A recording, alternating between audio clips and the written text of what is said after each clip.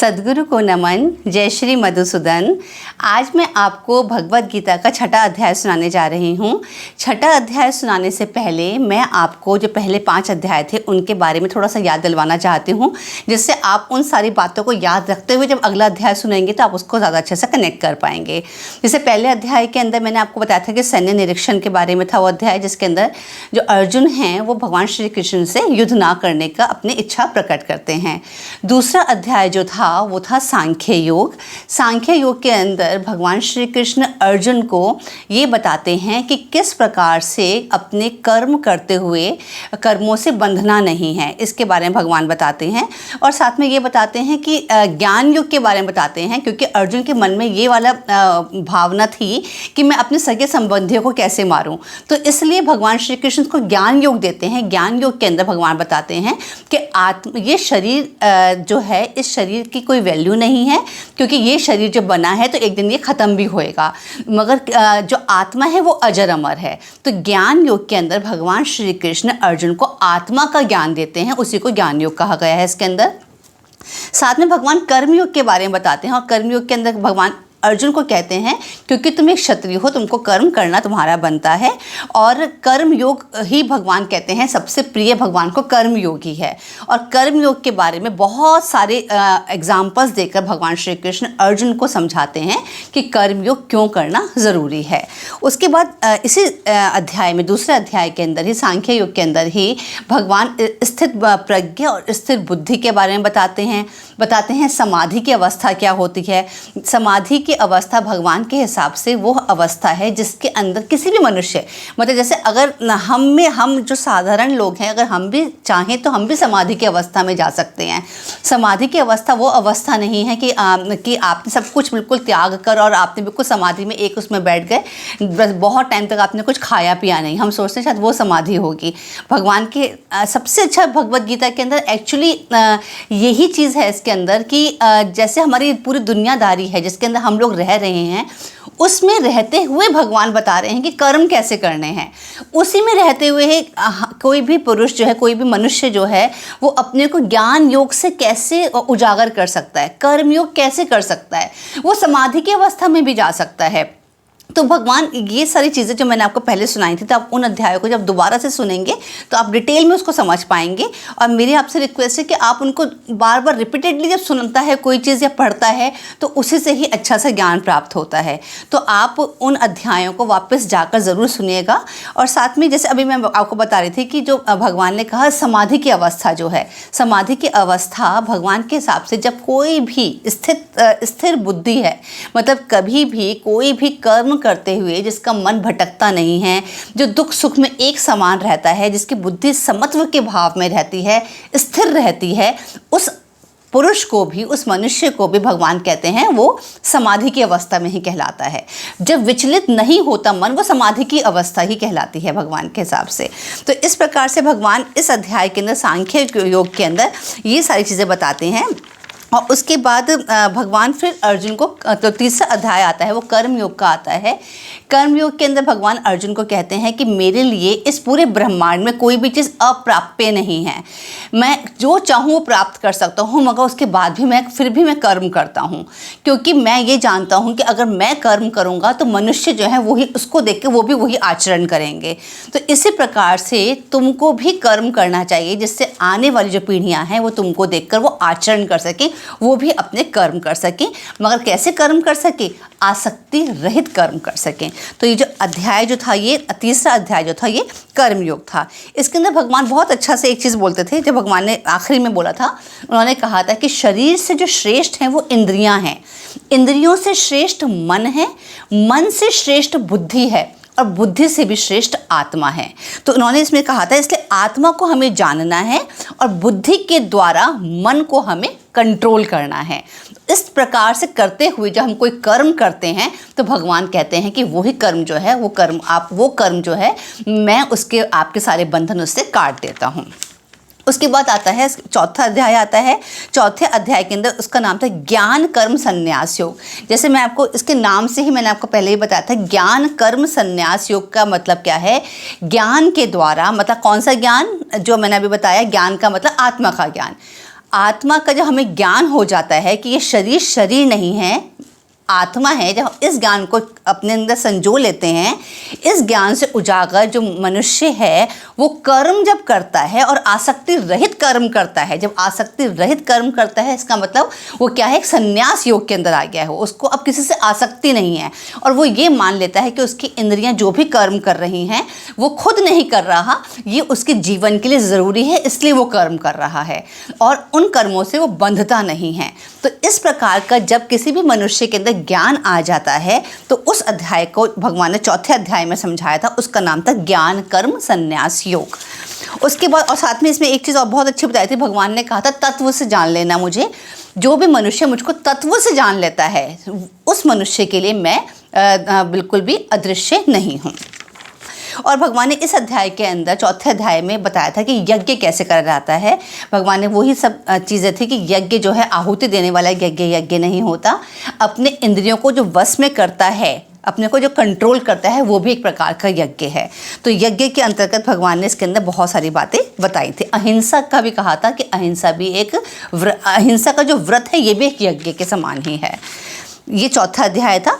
उसके बाद पांचवा अध्याय जो था उसका नाम था कर्म संन्यास योग। इसके अंदर जो था अर्जुन ने उनसे भगवान से प्रश्न पूछा था कि आप कभी कहते हैं कि आप संन्यास योग करो, कभी आप कहते हैं कर्म योग करो, तो आप मेरे को बताइए कि मुझे कौन सा योग करना चाहिए। तो भगवान इसके अंदर उसका अर्जुन को कहते हैं कि संन्यास योग जो है, जो सन्यासी जो होता है, कोई भी मनुष्य जो सन्यासी है, सन्यासी तो कोई कर्म करेगा ही नहीं, मगर कर्म योगी जो है वो संन्यास योग में जा सकता है। और संन्यास योग अभी मैंने आपको बताया कौन सा संन्यास योग, कर्मों के बंधन से मुक्त होकर जो कर्म करना वही संन्यास योग है। तो भगवान अर्जुन को कहते हैं कि तुम कर्म योग करो क्योंकि तुम कर्म योग करते हुए भी सन्यासी बन सकते हो। तो ये सारे के सारे भगवान ने जो बातें बताई थी अर्जुन को, वो कर्म संन्यास योग मतलब पांचवा अध्याय था, उसमें सब भगवान ने अच्छे से समझाया था ये। उसके बाद आज मैं आपको बताने जा रही हूँ आत्म संयम योग, के छठा अध्याय है। भगवान अब अर्जुन उनसे जब प्रश्न पूछेगा कि जो कर्म योगी है वो सन्यासी किस प्रकार से हो सकता है, तो भगवान अब छठे अध्याय के अंदर उसको ये बताएंगे कि आत्म संयम करके, जो आत्म संयम भी एक योग है, उसको करके कोई भी मनुष्य सन्यासी हो सकता है, कोई भी मनुष्य आसक्ति रहित हो सकता है आत्म संयम करने से। और उसके बाद वो जो भी कर्म करता है वो कर्म हमेशा अच्छा ही होता है। तो छठा अध्याय आज मैं आपको सुनाने जा रही हूँ। बिना देर करे शुरू करते हैं।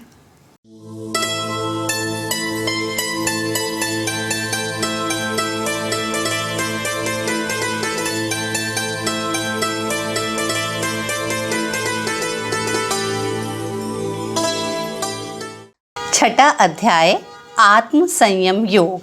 इसके अंदर 47 श्लोक हैं। जब भगवान श्री कृष्ण अर्जुन को ये समझाते हैं कि कर्म योग करा जा सकता है और संन्यास में रहते हुए कर्म योग करा जा सकता है, जब आसक्ति से रहित होकर कर्म करा जा सकता है, फल की इच्छा करे बिना कर्म करा जा सकता है, तो भगवान ये बताते हैं कि ये सब चीज़ें किस प्रकार से संभव हो सकती हैं।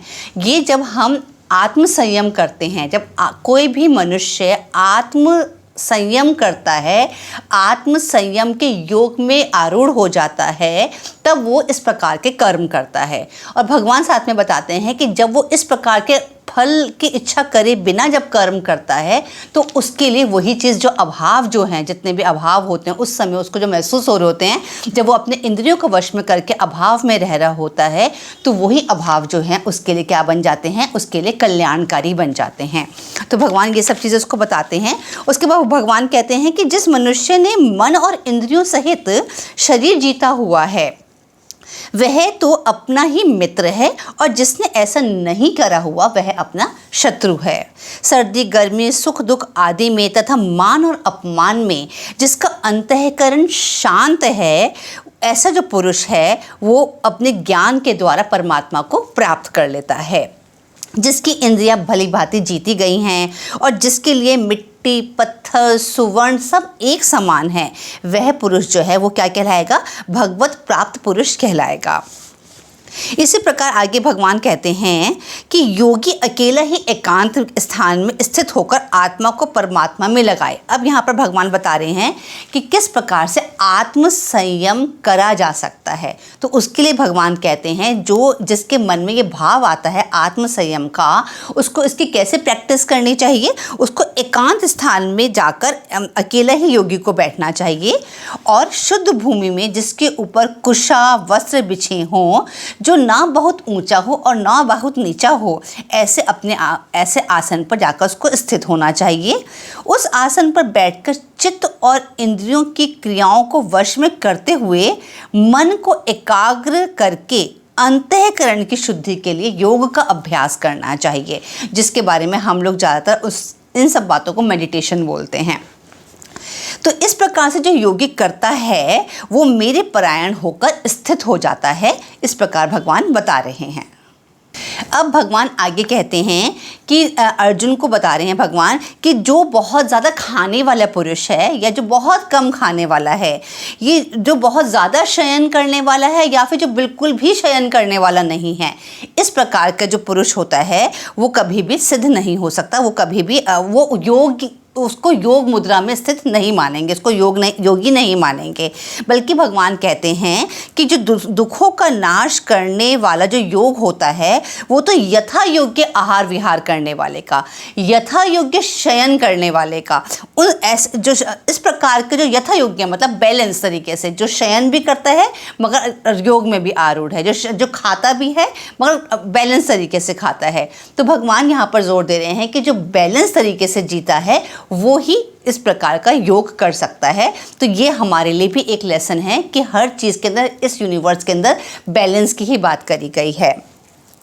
आगे भगवान कहते हैं वश में किया हुआ चित्त जिस काल में परमात्मा में स्थित हो जाता है, जब इस प्रकार मन को वश में कर लिया जाए और परमात्मा में स्थित जब वो हो जाता है तो उस समय जो पुरुष है वो योग युक्त कहलाया जाता है। भगवान आगे बोल रहे हैं योग के अभ्यास से जब चित्त जो है, योग करने के बाद जब चित्त जो है उपराम हो जाता है उस समय परमात्मा में ही संतुष्ट रहता है। ऐसी अवस्था में स्थित जो पुरुष है परमात्मा के स्वरूप में से विचलित नहीं होता और बड़े भारी दुख को में भी चलायमान नहीं होता। भगवान आगे कहते हैं यह चंचल मन जिस जिस विषय में संसार में विचरता है उस विषय से उसे हटाकर परमात्मा में ही लगाना चाहिए, क्योंकि जिसका मन शांत है, जो पाप से रहित है और जिसका रजोगुण शांत हो गया है, उस योगी को उत्तम आनंद प्राप्त होता है। ऐसे योगी के लिए मैं अदृश्य नहीं होता और वो मेरे लिए भी अदृश्य नहीं होता। अर्जुन बोलते हैं भगवान श्री कृष्ण जी कि भगवान आप समभाव की बात कर रहे हैं मगर हमारा मन तो बहुत चंचल है, ये तो बिल्कुल वश में होता नहीं है। तो भगवान अर्जुन को कहते हैं कि मन को वश में करने के दो तरीके हैं, एक है अभ्यास और एक है वैराग्य। फिर अर्जुन भगवान से पूछते हैं कि जो मनुष्य योग में तो श्रद्धा रखता है मगर उसका जो मन जो है योग से विचलित हो गया है, तो ऐसे जो मनुष्य होते हैं उनकी गति क्या होती है। तो भगवान श्री कृष्ण बहुत अच्छे से यहाँ पर इस बात को समझाते हैं, आप ध्यान से सुनिएगा। भगवान श्री कृष्ण कहते हैं हे पार्थ, उस पुरुष का ना तो इस लोक में ही नाश होता है और ना परलोक में ही। मतलब भगवान यहाँ पर एक बहुत अच्छी बात बता रहे हैं कि जो मनुष्य इस जीवन के अंदर योग में आरूढ़ होता है मगर किन्हीं भी कारणों से विचलित हो जाता है, तो भगवान कहते हैं, हमेशा भगवान ने एक बात को कहा है, कभी भी बीज का नाश नहीं होता। मतलब जो आपने इस जन्म में जो भी आपने अच्छे कर्म करे हैं वो आपके अगले जन्म तक जाएंगे। तो भगवान यहाँ पर फिर वही बात कह रहे हैं उसी चीज़ के लिए कि उस पुरुष का ना तो इस लोक में नाश होता है, उसके जो कर्म है ना यहाँ पर ख़त्म होंगे और ना ही परलोक में ख़त्म होंगे। तो क्योंकि आत्मोद्धार के लिए कर्म करने वाला कोई भी मनुष्य दुर्गति को प्राप्त नहीं हो सकता। जो पुरुष योग से भ्रष्ट हो गया है, भगवान कहते हैं उसके लिए क्या है, स्वर्ग आदि उत्तम लोकों को वो बाद में प्राप्त होता है। उनमें बहुत वर्षों तक निवास करने के बाद फिर वो इस पृथ्वी पर वापस जन्म लेते हैं। और कैसे परिवारों में जन्म लेता है, शुद्ध आचरण करने वाले परिवारों में जन्म लेता है। उस कुल में जन्म लेकर वह पहले संग्रह किए हुए संस्कारों को अनायास ही प्राप्त हो जाता है और फिर वह परमात्मा की प्राप्ति के लिए पहले से भी बढ़कर प्रयत्न करता है। परंतु भगवान कहते हैं, परंतु प्रयत्नपूर्वक अभ्यास करने वाला योगी, मतलब जो इस जन्म में प्रयत्नपूर्वक अभ्यास कर रहा है, वो योगी जो होता है पिछले अनेक जन्मों के संस्कारों के बल पर इसी जन्म में संपूर्ण पापों से रहित हो जाता है और वो तत्काल ही परम गति को प्राप्त हो जाता है।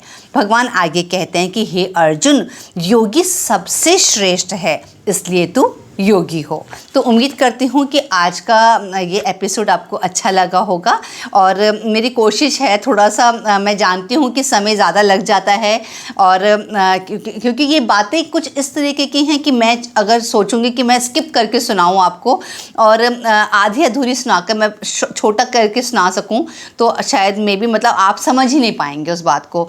तो भगवत गीता को समझने के लिए जितना टाइम मैं ले रही हूँ, ये मिनिमम टाइम ले रही हूँ और मैं ये चाहती हूँ कि इतना समय जितना मैंने लिया है, आप प्लीज़ मेरे को इतना समय आपको देने की आज्ञा दीजिए जिससे मैं इतनी तरीके से आपको अपनी सारी बात इतने समय के अंदर आपको ढंग से समझा सकूं। तो आप मेरे साथ हमेशा जुड़िएगा और ऐसे ही जुड़े रहिएगा और हफ्ते में एक बार इतना समय ज़रूर निकालिएगा कि आप मेरे इस पूरे एक एपिसोड को पूरा देख सकें। अब नेक्स्ट एपिसोड में दोबारा आपसे मिलती हूँ। हरि ओम तत्सत।